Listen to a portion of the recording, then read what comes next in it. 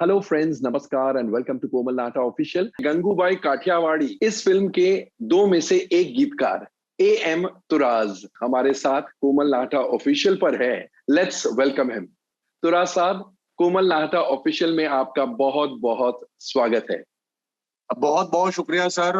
मैं आपका शुक्रगुजार हूं कि आप जैसे शख्सियत से मुझे बात करने का मौका मिल रहा है। मैं सच में ये सर, मैं आपका फैन हूं और आप एक बहुत ही आपसे कुछ हमेशा जब भी मैं आपसे बात करता हूं और मैं आता हूं तो मुझे कुछ सीखने का मौका मिलता है। तो मैं बहुत बहुत शुक्रगुजार हूं सर, मुझे आपने आपने ऑफिशियल पे मुझे जगह दी और मुझे बुलाया आपने आपसे बात करने के लिए। Thank you so much sir. अरे नहीं नहीं, सबसे पहले तो कंग्रेचुलेशंस, हार्टी कंग्रेचुलेशंस। आपकी फिल्म तो झंडे गाड़ रही है बॉक्स ऑफिस पर। आपका ये जो है बहुत बहुत शुक्रिया अगेन कि आपने ये फिल्म देखी है, जिस पे अपना रिव्यू किया। और चूंकि आपका रिव्यू बहुत मायने रखता है और बिल्कुल सटीक और सच्ची और सीधी बात करते हैं आप, तो उसके लिए बहुत बहुत शुक्रिया और तमाम ऑडियंस का शुक्रिया। आपने इतना बड़ा सक्सेस एक्सपेक्ट किया था? ऐसे तो नहीं किया था क्योंकि कुछ पता नहीं होता है कि क्या होने वाला है, बट संजय जी के साथ काम करके थोड़ी सी श्योरिटी तो हो ही जाती है, लगता है कि नहीं हाँ यस वो यस। आदमी जो है वो हमेशा से कमाल करते हैं। और मैं उनका भी यहाँ पे आपके चैनल के माध्यम से शुक्रिया अदा करना चाहूंगा कि वो मुझे बार बार मौके देते हैं कि मैं अपनी प्रतिभा, अपना टैलेंट जो है वो पेश कर सकूं और वो लोगों तक पहुंचा सकूं। तो पहले से ये था थोड़ा सा कि नहीं, संजय जी हैं तो फिर मुमकिन है। जी। अच्छा, ऐसा क्या तालमेल हो गया है आपका और संजय जी का, यानी संजय लीला भंसाली का, कि वो हर फिल्म में आपको याद करते हैं? और भगवान करे, अल्लाह करे ये हमेशा चलता रहे, लेकिन कुछ ऐसी बात होगी। जी जी बिल्कुल। देखिए कोमल जी, एक तो ये रहता है कि संजय जी के साथ मैं 2000 मेरे ख्याल से 9 से काम कर रहा हूँ, क्योंकि मेरी पहली फिल्म 2010 में रिलीज हुई थी, गुजारिश। उसके बाद मैं करेक्ट। उनके साथ कंटिन्यू काम कर रहा हूँ, तो कहीं ना कहीं वो मैं उनको समझने लगा हूँ कि उनको क्या चाहिए। और दूसरा ये कि वो भी समझते हैं कि मैं तुराज से क्या ले सकता हूँ, तो एक ट्यूनिंग बन गई है, तो उसमें हमेशा कम टाइम में अच्छा काम हो जाता है। तो इसलिए कहीं ना कहीं उनके लिए, खैर उनके लिए तो बहुत पूरी इंडस्ट्री अवेलेबल है और वो किसी के साथ भी काम कर सकते हैं और उसके साथ वो अच्छा ही करेंगे। उन्होंने मेरे पहले भी उन्होंने बहुत लोगों के साथ काम किया, मेरे साथ भी और लोगों के साथ काम करते रहते हैं, तो अच्छा ही काम करते हैं। बट मेरे लिए ये बहुत बड़ी अपॉर्चुनिटी है और मैं थैंक्सफुल हूँ उनका कि वो हमेशा जो है वो मुझे आजमाते हैं और मुझे मौका देते हैं। तो ये कहीं ना कहीं एक ये अच्छा ही है उनके लिए भी और मेरे लिए भी। मगर मुझे ये बोलिए, इस फिल्म में आपके अलावा कुमार, लिरिसिस्ट जी कुमार जो है, उन्होंने भी गाने लिखे हैं। तो जी आप दोनों ने सारे गाने साथ में लिखे हैं, या उन्होंने 2 गाने लिखे, 3 गाने लिखे, बाकी आपने लिखे? ऐसा क्या, मतलब क्या सिस्टम जी, था? उन्होंने अलग से गाने लिखे हैं और मैंने अलग से, क्योंकि जब मैं ये फिल्म कर रहा था तो मैं 3 गाने कर चुका था। जैसे उसमें से एक है मुस्कुराहट, दूसरा शिकायत और तीसरा जब सैया। तो उसके बाद मुझे एक्चुअली आउट ऑफ इंडिया जाना था। अगेन मुझे अमेरिका जाना था। मैं वहाँ एक्चुअली मेरे मुशायरे के चक्कर में मैं 2019 में, फिर उसके बाद तो हम जा ही नहीं पाए, वो लास्ट मुशायरे थे। हाँ और हाँ अभी हाँ। वापस शुरू हुआ है, थैंक गॉड, ये पेंडेमिक का टाइम खत्म हुआ। तो इसमें अभी 19 तारीख को मेरा पहला इवेंट है ये पेंडेमिक के बाद दुबई में। तो अभी शुरू हो रहे हैं, तो मैं एक्चुअली मुझे जाना था वहां, मैं वहां चला गया था। और उसमें कुछ गाने एक दो ऐसे भी थे जो मेरे स्टाइल के शायद नहीं थे। संजय जी को लगा कि शायद इसमें कोई और बेहतर काम कर सकता है। तो कुमार चूंकि बहुत अच्छे राइटर हैं और इतने गाने उन्होंने अच्छे अच्छे दिए इंडस्ट्री को, तो सबका हक बनता है। तो उनको मौका मिला, मैं खुश हूं कि हमने साथ में काम किया और संजय जी ने उनसे काम कराया, तो बहुत खुशी की बात है। आपने कहा शायद मेरे स्टाइल का नहीं था, तो अगर मैं आपसे ये पूछूं कि आपका स्टाइल वाला गाना क्या है, तो क्या कहेंगे आप? जी कोमल जी, देखिए मेरा स्टाइल ऐसे तो कुछ नहीं है, क्योंकि ये क्रिएशन है, इसका कोई स्टाइल नहीं होता। बट ये है कि मैं कंफर्टेबल होता हूँ कि जिसमें कुछ मुझे बात कहने का मौका मिले, जिसमें कुछ, फिल्म तो होनी चाहिए, फिल्म तो ऑब्वियसली गाने फिल्म के लिए ही होते हैं, तो फिल्म तो उसमें हो, लेकिन उसमें हम्म, कहीं ना कहीं एम तुराज भी हो। और जो मेरे ऊपर जिम्मेदारी है एज ए राइटर, वो हम्म, राइटिंग के जो जो कुछ पैरामीटर्स हैं, मैं उन पे भी खरा उतर सकूं और उन पैरामीटर्स को मैं गानों में ला सकूं, ताकि राइटिंग जिंदा रहे, सिर्फ गीतकारी या सिर्फ एक क्राफ्ट ना जिंदा रहे, बल्कि एक बात भी जिंदा रहे। और आने वाले जो राइटर्स, क्योंकि जिंदगी भर हमने काम नहीं करना है, हमारे पहले भी लोग करते थे और हम अब कर रहे हैं, हमारे बाद भी लोग आएंगे, इंडस्ट्री चलती रहेगी। तो उनके लिए भी एक ऐसा हो कि नहीं, पहले अच्छा काम होता था, हमें भी करना चाहिए, तो मेरी एक जिम्मेदारी बन जाती है एज ए राइटर, तो मैं कोशिश करता हूँ। तो कहीं कहीं वो चीजें फिल्म में शायद जो है वो भारी हो जाती होंगी, या बहरहाल दूसरी कोई वजह हो सकती है, क्योंकि वो एक लाइन है कि और भी गम है जमाने में मोहब्बत के सिवा। तो बहुत सारी चीजें हो जाती हैं, लेकिन मैं खुश हूँ जितना मुझे काम मिलता है, मैं उसमें खुश हूँ। मैं इंडस्ट्री का शुक्रगुजार हूँ, आप तमाम हजरात का, कि आप, सर मैं फिर अगेन आपका शुक्रिया करूंगा कि आप हमेशा मेरे काम को एडमायर करते हैं। हमेशा मेरे आप काम को काम ही आप ऐसा करते हैं, एडमायर नहीं करूं तो लोग मुझे जूते से मारेंगे। नहीं नहीं सर, देखिए बस यही मैं करने आया था। सर सच मानिए, मैं सिर्फ पैसे कमाने इंडस्ट्री में नहीं आया हूँ। जब मैंने ये जान लिया कि मैं सिर्फ लिखने के लिए पैदा हुआ हूँ, आप यकीन करें मुझे बहुत नुकसान होते हैं इसके, कि मैं कोशिश करता हूँ कि अच्छे काम करूं, अच्छे काम इन द सेंस काम सब अच्छे कर रहे हैं, लेकिन मेरा ज्यादा झुकाव जो है वो क्राफ्ट की तरफ जो है तरफ रहता है, पोएट्री की तरफ रहता है, क्योंकि मैं तो पोएट हूँ अल्टीमेटली। तो मैं उस पर ज्यादा जोर देता हूं, तो उसमें कहीं ना कहीं मेरे नुकसान हो जाते हैं, बट इट्स ओके, मुझे कोई फर्क नहीं पड़ता। काम का जो जिस क्राफ्ट के लिए मैं जाना जाता हूँ, शायरी, उसको नुकसान ना हो, भले ही मुझे हो जाए, कोई कोई फर्क नहीं पड़ता। और मेरे सुनने वालों को जो मुझसे कुछ उम्मीदें रखते हैं, या राइटिंग मुझसे उम्मीद रखती है, तो वो उसका नहीं होना चाहिए। मेरी ये कोशिश होती है बस, बाकी तो सब ठीक है सर। Lovely lovely. मैं आपका काम और भी आसान कर देता हूं, मैं आपको मेरा बैंक अकाउंट नंबर भेज रहा हूं, काम करते रहिए और जो चेक मिले वो मेरे अकाउंट में डाल दीजिए। ठीक है सर, पक्का सर, पक्का सर। मजाक लेकिन कर जब रहा हूं। जब सर मेरे से बच जाएंगे तब। तुराज जी, संजय लीला भंसाली जो फिल्म मेकर है जी सर। एंड इस फिल्म के तो म्यूजिक डायरेक्टर भी है, तो film maker Sanjay Leela Bhansali, music director Sanjay Leela Bhansali, writer Sanjay Leela Bhansali, उनको खुश करना कितना मुश्किल काम है? जी बहुत मुश्किल है सर, क्योंकि और मैं हमेशा ये बात शायद मैंने पहले भी कही है कि ये मुश्किल होना चाहिए। करेक्ट। इतना बड़ा प्लेटफॉर्म जो है, इतना बड़ा मेकर आपके हिस्से में आता है, तो वो बहुत आसानी से नहीं आना चाहिए, वरना फिर उसकी वैल्यू क्या रहेगी।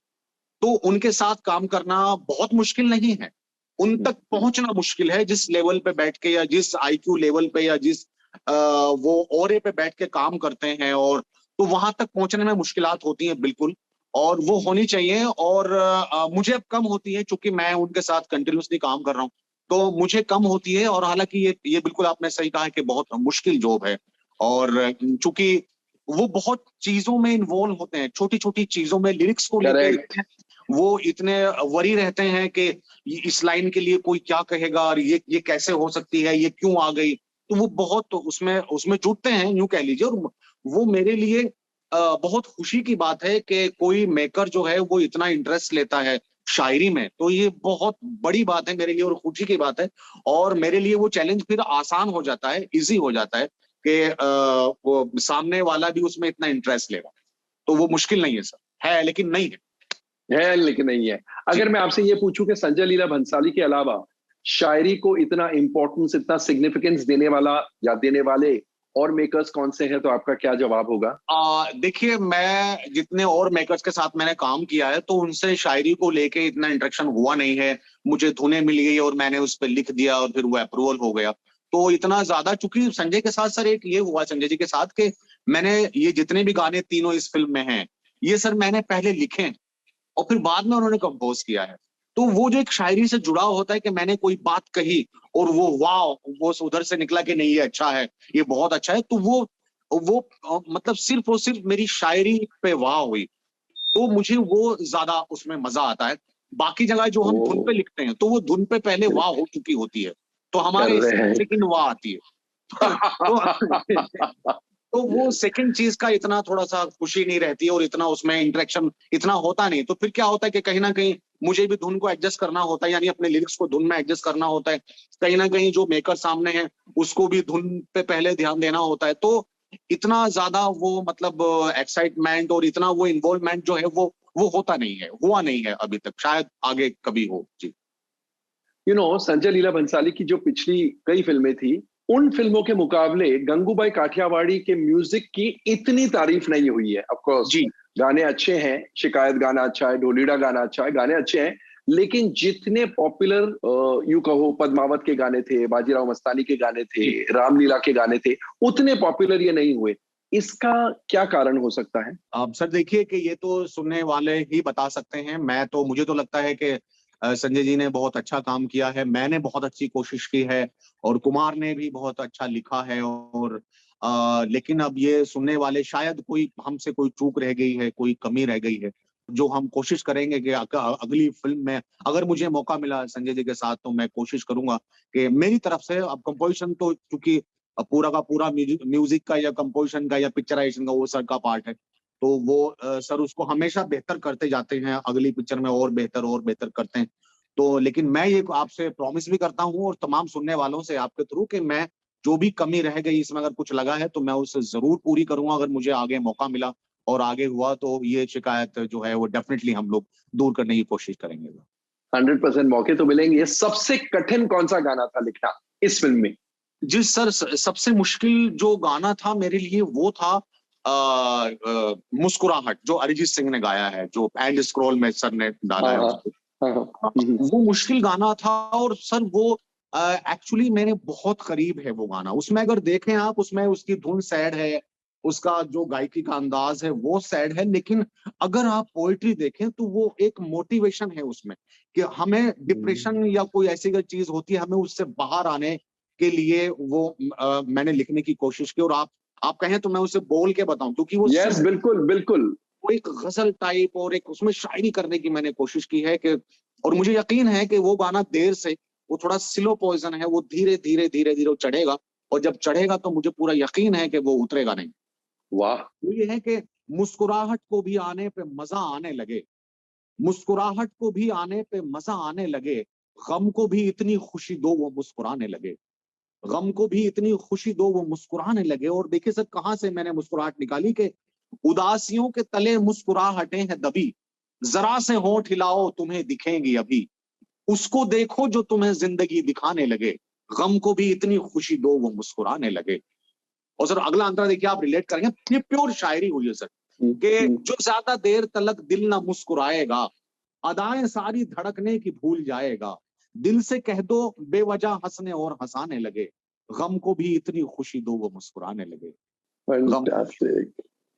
तो ये सुपर बहुत सुपर। मेरे लिए बहुत मुश्किल काम था, एक ऐसा मैसेज देना एक ऐसी सिचुएशन पे जब बहुत चारों तरफ माहौल सैड हो और तकलीफों में हम जी रहे हो, तो उसमें मुस्कुराना एक बड़ा कमाल होता है, जो मुझे लिरिक्स के जरिए करना था। और शायद मुझे ऐसा लगता है कि जिन लोगों ने अब तक मुझे फोन किए और सुना है, सब तक तो हमारे एक्सेस नहीं होते हैं पहुंचने के, बट जिन लोगों ने किए हैं इंक्लूडिंग यू सर, आपने भी बहुत तारीफ की है, तो मुझे लगा कि शायद मैं कामयाब हुआ उसमें, और जो भी कुछ कमी रहेगी वो इंशाल्लाह अगली बार हम पूरा करेंगे। बिल्कुल बिल्कुल। मुझे ये बताइए, Bollywood lyricist, Bollywood song writers जो है, गीतकार है, उन्हें शायरी का ज्ञान और खूब ज्ञान होना कितना जरूरी है?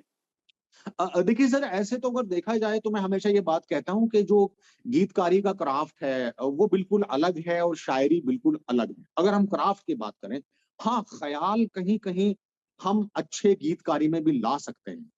और सही। इस एतबार से अगर आप शायर हैं तो आपकी गीतकारी को आपकी शायरी बहुत सपोर्ट करती है।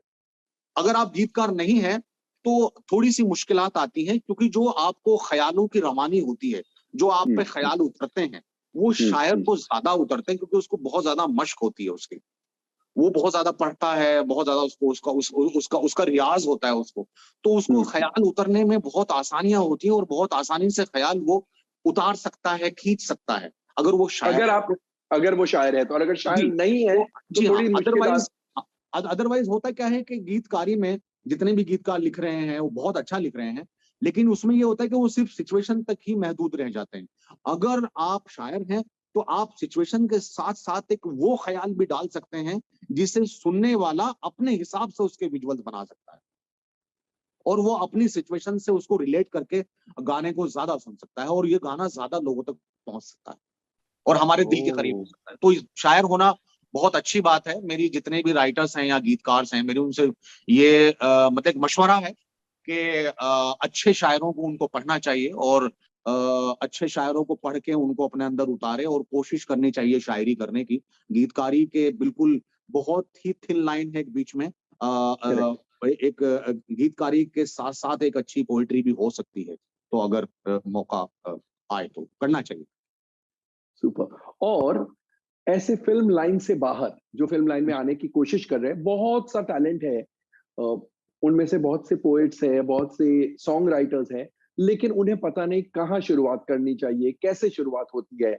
उनके लिए क्या एडवाइस है आपका? देखिए, उनके लिए मैं यही कहूँगा कि सबसे पहले वो कोमल नाहटा जी को देखें, सुनें। क्योंकि आप यहाँ अच्छे-अच्छे गीतकारों को, बड़े-बड़े, हम तो सर कुछ भी नहीं है। आप बड़े-बड़े लोगों को, आपके साथ लोग बैठते हैं और उनसे आप बातचीत करते हैं और बड़े-बड़े लोगों को आप यहाँ लेके आते हैं, तो वो लोग अपने एक्सपीरियंस की बातें करते हैं, तो उनको ये सब सुनना चाहिए, देखना चाहिए।